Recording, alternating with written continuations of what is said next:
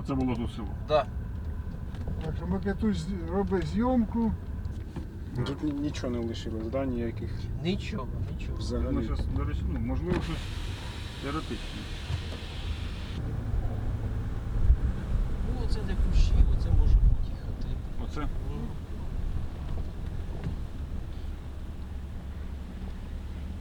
Ну і там от тих посадочках також можливо. Можливо.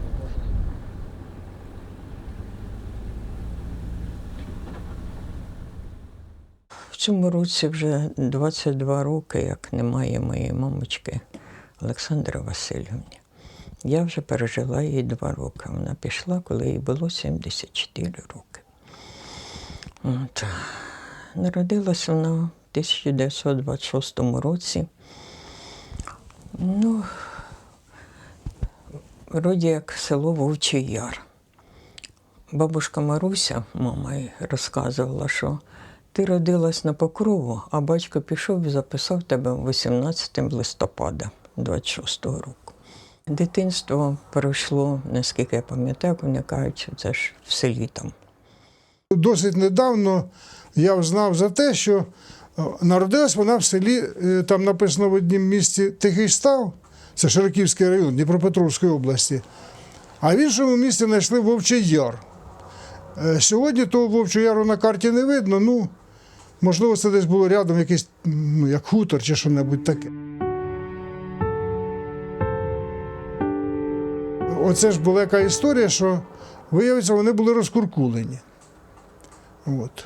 В ті роки, коли 32-й, 33-й рік, ну, 31-й, 30-й, ну, так, скажімо, там, це період був вже не одного року. От.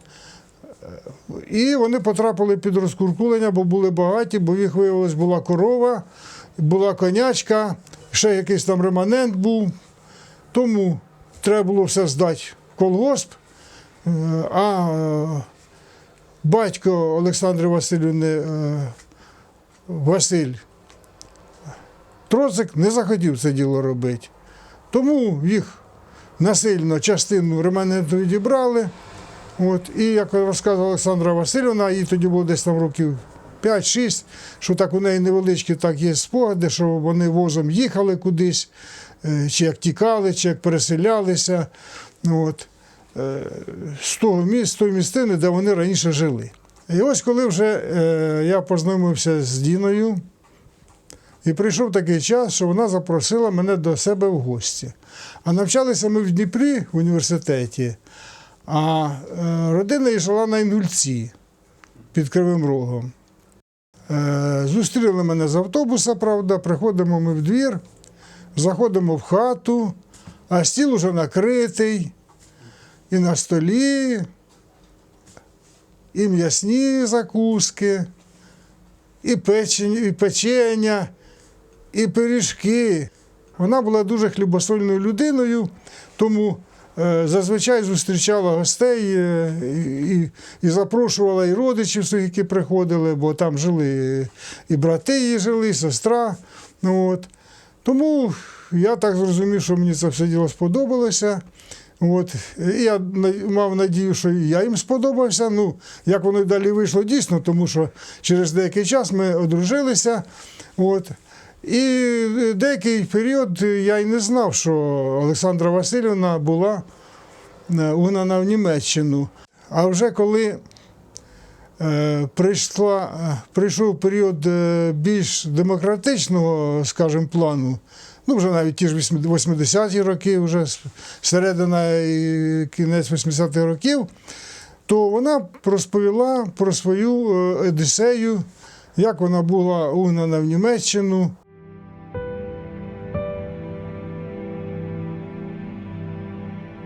Ганяли, дядя Петя сообщав партизанам, вони відбивали там.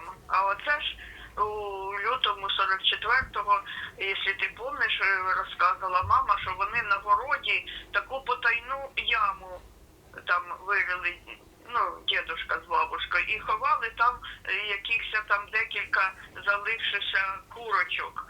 Німці ж приходили, все забирали, яйки, кури, все забирали. І бабушки той ямі мамі ховали ж там 2 чи 3 курочки було, щоб були ж маленькі Жора, Володя, Жора, щоб хоч діткам якийсь там ето. А тоді, як стали то ж дівчату ганять, вони стали маму там ховати. В те время, як німці були в селі.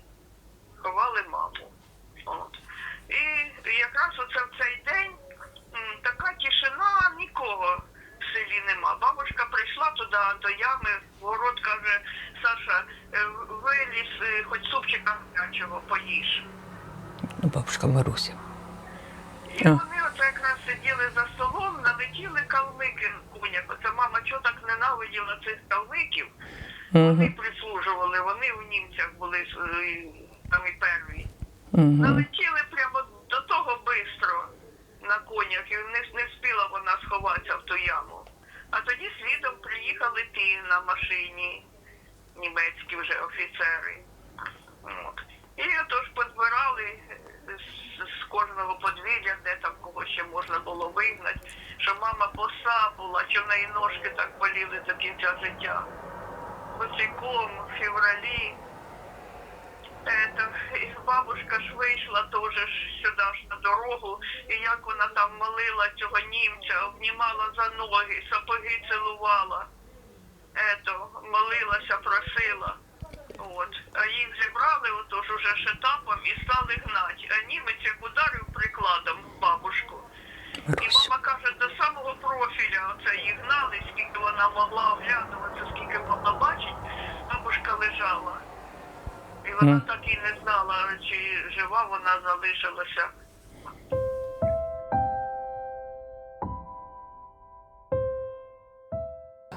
Головне, що я пам'ятаю, як вона розказувала, як уже вони їх висадили всіх, як їх там прийняли ці ж німці, німкені. Давай же перевіряти на вуші, а бабушка длінні такі були чорні волоси. От, вони дивляться, одна підняла волоси, друга підняла, немає. Позбігалися всі, передивилися, дивилися і, коротше, оставили їй коси, не побрили на лису. Вона в Німеччину, коли прибула, десь там на якомусь пересильному пункті, ті дівчата, з якими вона була разом з цього села, їх розформували, хто кого куди. І вона опинилася з сім'єю з Польщі. Ну і поляки, чоловік і жінка кажуть: слухай, будеш давай з нами, тому що одній то дуже важко буде вижити, а так ми всі разом, колективом. Цей поляк, коли робили перекличку, він записав і Олександру Васильівну на своє прізвище. Тому і знайти якісь відомості практично дуже важко.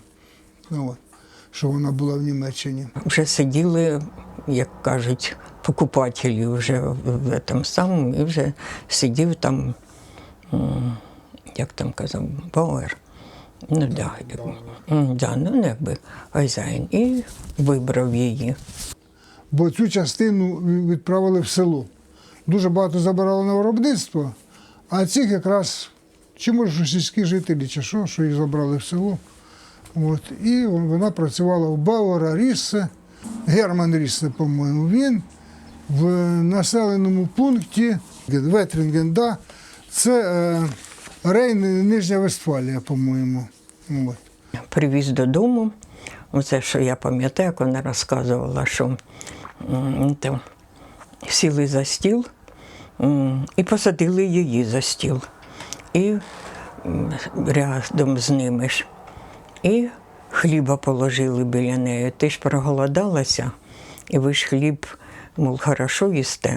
Ну і там вона, їй в цьому пощастило, тому що сім'я виявилася німців доволі. Дідусь з бабусею і невістка, бо їхній син воював на Східному фронті, тобто на території України на той час. Ну, от. А бабушка знала німецьку мову, ну, то розуміла, з ними спілкувалася. Ну, їм це так сподобалося, що вона молетом приїхала звідкиля і тут добре володіє А в них було 2 діток. Це, значить, був 44-й рік, мабуть, березень уже. Там у них старша дівчинка була, це ж Адель. І мальчик. А тоді, каже, чуючи, ця дівчинка читає. І щось там, я її підходжу, поправляю. Вона така біжить: мама, мама. Олександр читає так, як наша вчителька. І от так дивились, то що, да, читати, як, я ж вчила німецьку мову, і я знаю її все. То, в общем, добре ставилися цей хазяїн. І хазяйка, не пам'ятаю, як її звати було хазяйку. Корів доїла, вичищала. Тобто це ж землероби. Німці німцям, але вони чим вони займалися? Вони вирощували огородину, всіляку вирощували, тримали корову. У нього було декілька корів. От. Домашні всілякі справи. Коротше так, підсобний робітник на хазяйстві. Все, що сказали, треба було все робити. Але я ж не обижала, вона розповідала, що вони за столом з хазяївами вони обідали, тобто і тут їх не прищемляли. Теж нічліг був нормальний, на нормальних вони спали в постелях. От.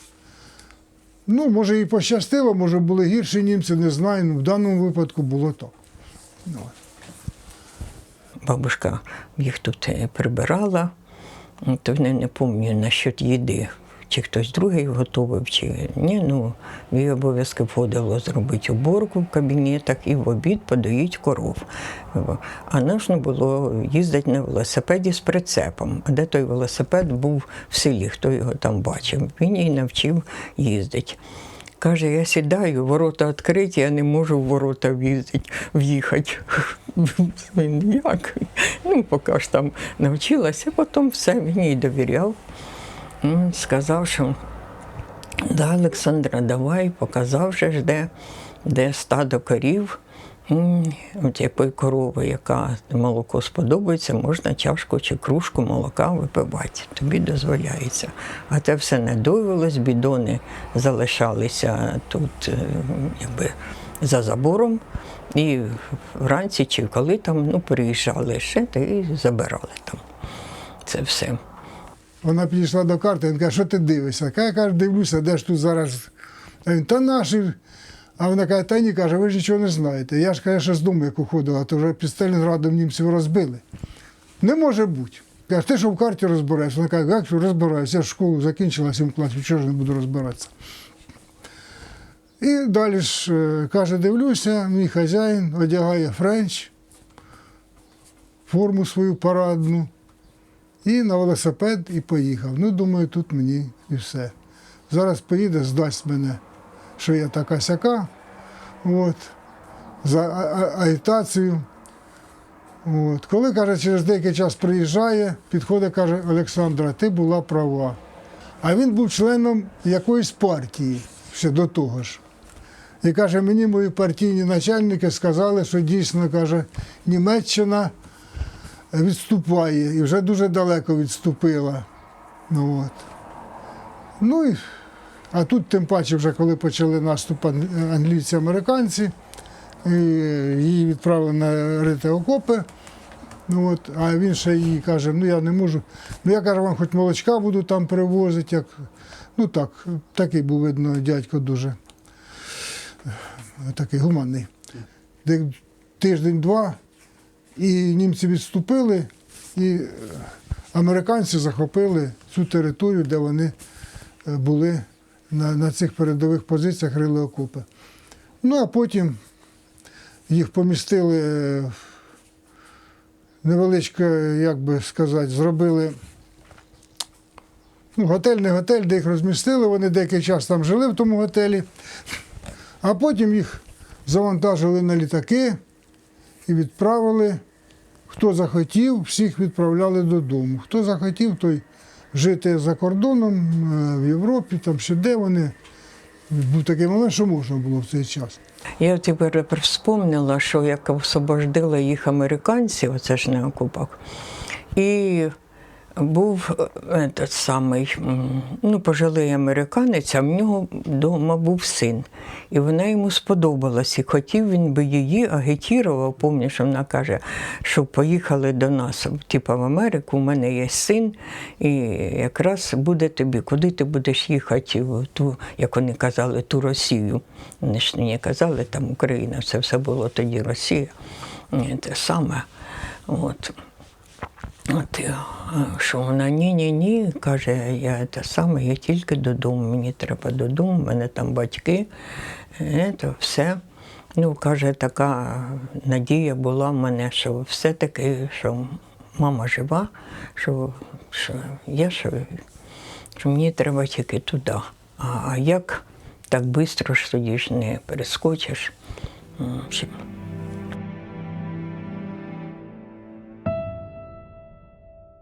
То хотіли повернутися додому, їх завантажили з аеродрому на літаки і перекинули в Польщу. І в Польщі там вона вже проходила, фільтрація називалась. А перед тим ще все-таки їм дозволили, поки вони були на цій території, як я зрозумів, хто хотів, міг пройти курси бухгалтерів. Може, ще які були спеціальності. Конкретно Олександра Васильівна. І, по-друге, тут є фотографії, де вони якраз перебувають у тій місцині, де, це, мабуть, отут ось. Оце фотографія, де вони з подружками на навчанні. От вона сама на фотографії. Тут, на жаль, затерто, де це сфотографовано. Немає. Я так зрозумів, що побут у них був там нормально налаштований, бо що ходили вони, фотографія Восточне Помірання, город Регенгальд, вона сфотографувалася на велосипеді, на мотоциклі вони тут з подружкою катаються. Потім Олександра Васильівна навчилась на мотоциклі управляти мотоциклом, бо вже потім, коли після війни була вдома, то на роботу їздила мотоциклом із села.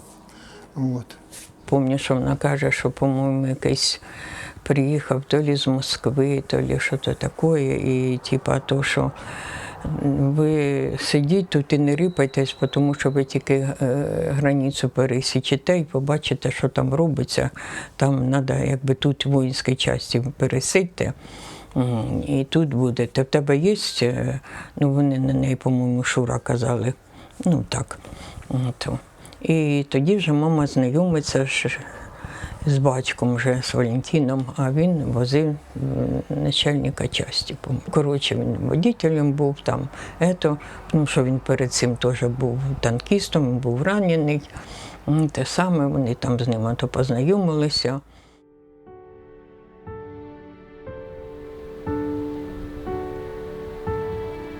Це вже це вже після війни, коли вони одружилися, коли виїхали на Інгулець, потім жили там в сарайчику, а поруч будували хату.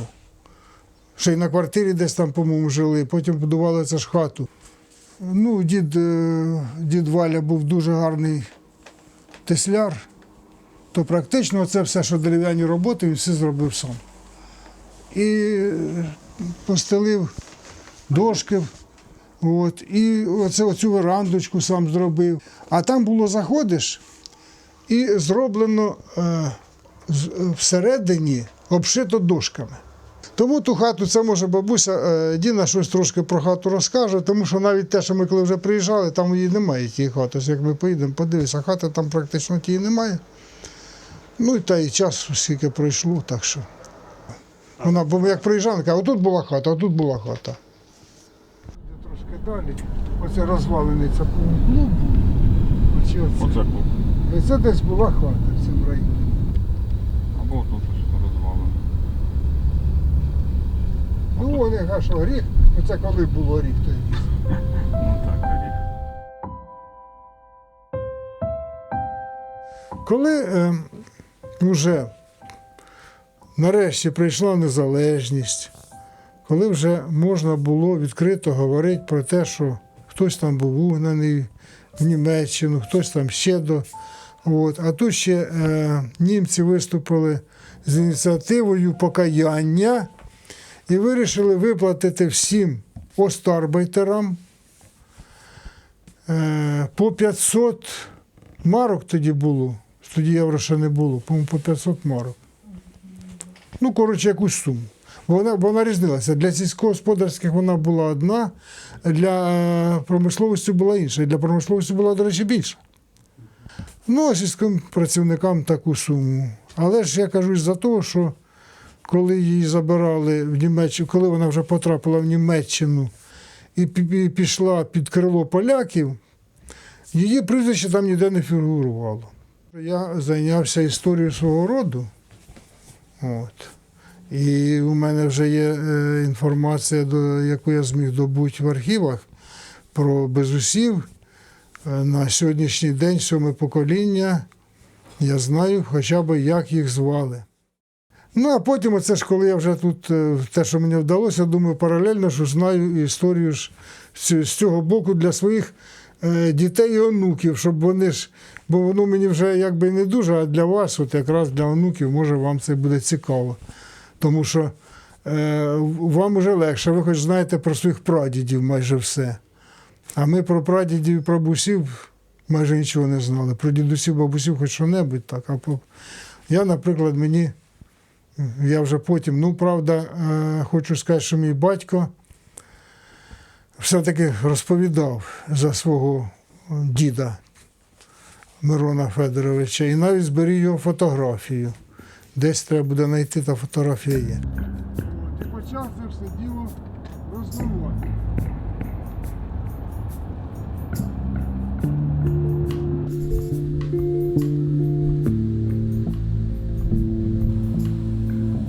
Бачиш, лелеку зробили.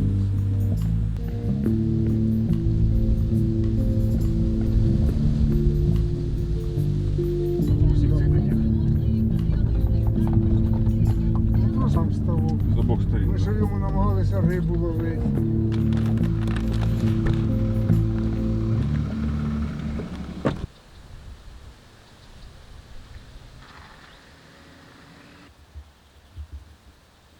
Синок, квіти візьми. Тіша не чує.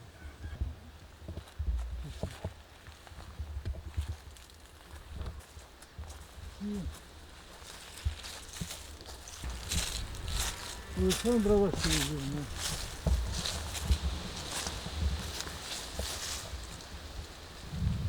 А це Бумок Валентинович, Валентин Миколаєвич, дідусь, прадідусі твої, прабабусі. А тільки це я пам'ятником займався, і коли привезли вигравірувати портрети і надписи, а він, якби отак були поставлені, тобто вийшло, якщо сюди, то тут дід Валя похований, тут бабуся Саша похована. Ну, вже не стали ж туди розвертати, бо буде хто зна куди, так стоїть, ну, все одно разом. Будь 16 штук.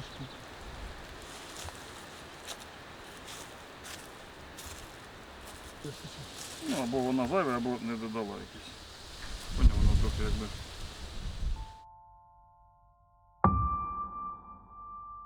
Є дуже затерта фраза, але вона настільки вірна. Без минулого немає майбутнього. Якщо ми не знаємо своє минуле, як ми можемо жити, яке тоді наше майбутнє? Тому це дуже важлива історія. Та ще ж хочеться, щоб і мої онуки, і правнуки, які будуть далі жити, щоб вони жили дійсно в своїй державі, в своїй Україні, і не гнулися, як нам доводилось гнутися. Ми інколи цього не можемо, як? Ми вже настільки були окацаплені, що ми не сприймали. Це для нас було нормальне явище, що ти не вмієш говорити на русском язикі нормально, як говорять русські люди, що ти людина трішки нижчого сорту, що на те можна сказати, о, хахол какой. Гордість, щоб була за себе, за Україну, за нашу націю. Ну, а мені, відповідно, гордість за своїх онуків, які хочуть пізнавати цей світ і хочуть нести далі прапор України.